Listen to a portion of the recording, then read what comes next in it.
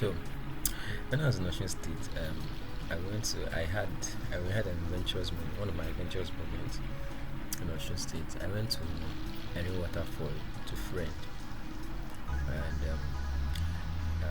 the first time I went there twice. The first time I went there, I went there just with one person, and we went there pretty late, so we could not do much actually. We could not do much, so because they had to close down the place.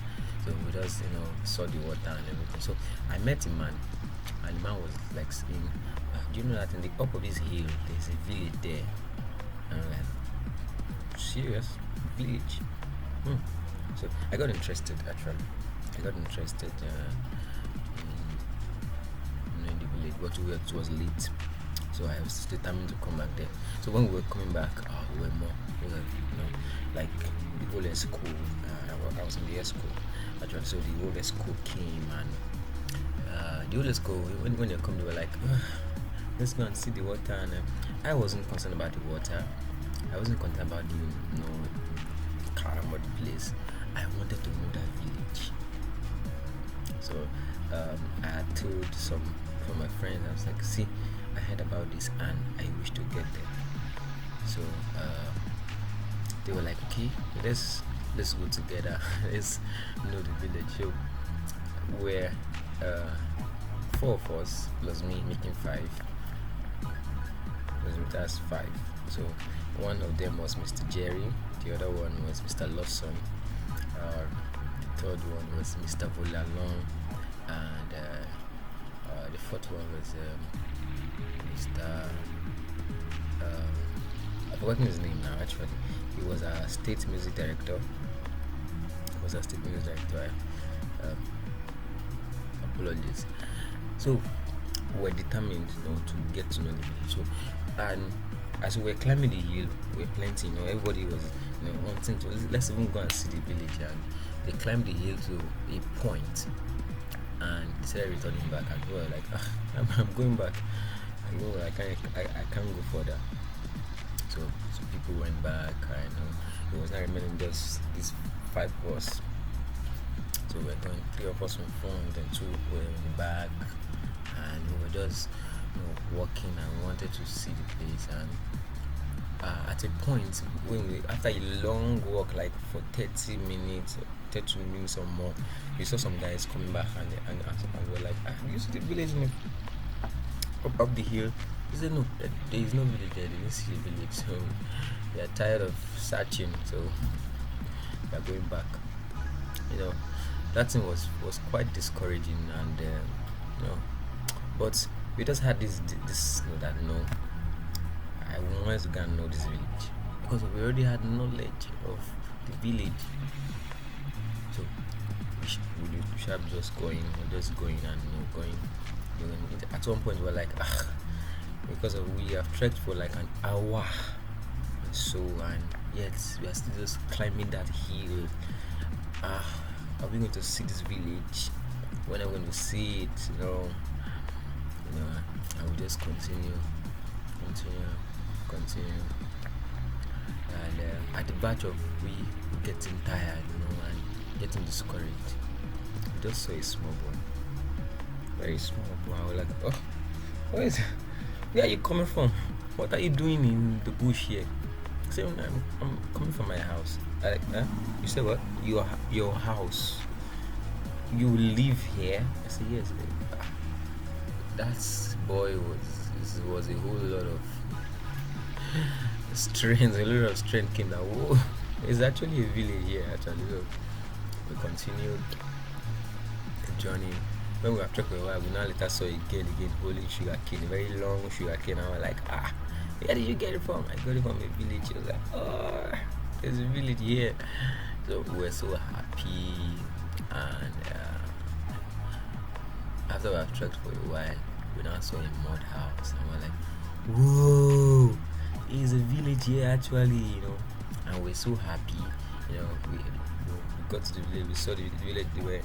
They make baskets, with their hand, and they were just weaving it, and we're like, wow, interact with the people, we met the people there, and they were so happy to see us, because we look strange to them, after interacting with them, and that Erin waterfall had they wanted to know the source of the water also, because that's the second thing that took us to the hill. You want to know where is this water falling from. Um, we were able to ask them, and they showed us, okay, that's where the water is from, and they were like, we saw the water where it's falling from, and it was really an experience. What am I bringing up in this? First of all, we had knowledge. I had knowledge about it. I shared the knowledge, but I didn't know. So I needed to know, and it's made us press. Using our strength, using our power. We're so exhausted during the journey, very exhausted. But we are determined to know the village. We are not giving up. And just at the verge of we giving up, help came, that little boy. And we're like, strength came to continue to see the village of the mountain. Guys, there are two difference. There's a difference between knowledge and knowing something. Knowledge, you can get knowledge from the Bible, from books, from histories and everything. But there's a part of knowing that thing. Knowing is having an experience about it. Knowledge does not come with experience. Knowledge just gives you, the knowing. Okay, this is how this thing was. But knowing gives you experience, like gives you it solidify what you have learned. Solidify what you have learned. So you can have a knowledge about someone and not know the person. And you can be acting based on the knowledge you have, and the person is not even what you think or what you have read about it.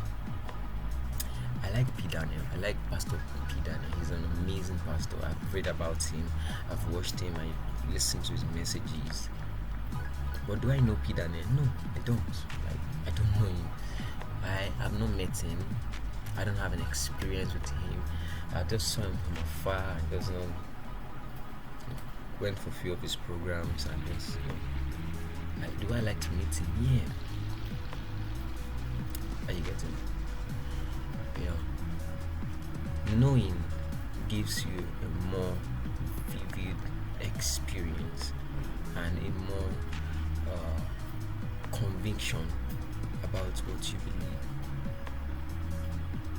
It gives you conviction.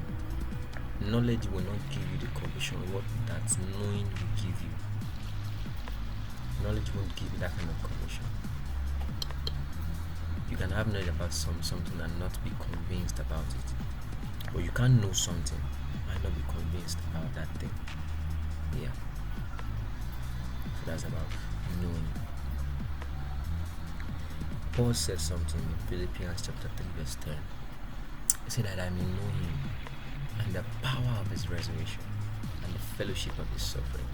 That knowing there was not about knowledge. Because if you read verse 8 of that scripture, it said that I give everything to be lost for the knowledge of Christ. That means this man already has knowledge, but he wanted to know. He wanted to know. He desired to know. Brethren, in the years that are coming, especially in Nigeria and the world at large, you need to know God for yourself. If you have just plenty knowledge without knowing God, it won't help you. Have you not seen people that you meet them and they're like, oh, this Christianity is something. We did this, we did that, we did this and we did all that, and it does not help. They had to go back. What happens with those people? Those people had a lot of knowledge, but they didn't know. Because the people that had got an encounter with God, they can't deny their encounter. No, they can't. They can't deny that encounter, that moment of encounter. They can't deny it. Brethren, we need to press for more encounters with God. We need to press for, because that's the only thing that will solidify our conviction, and that's what we'll be able to tell the next generation that truly God is alive. They want to know your experience.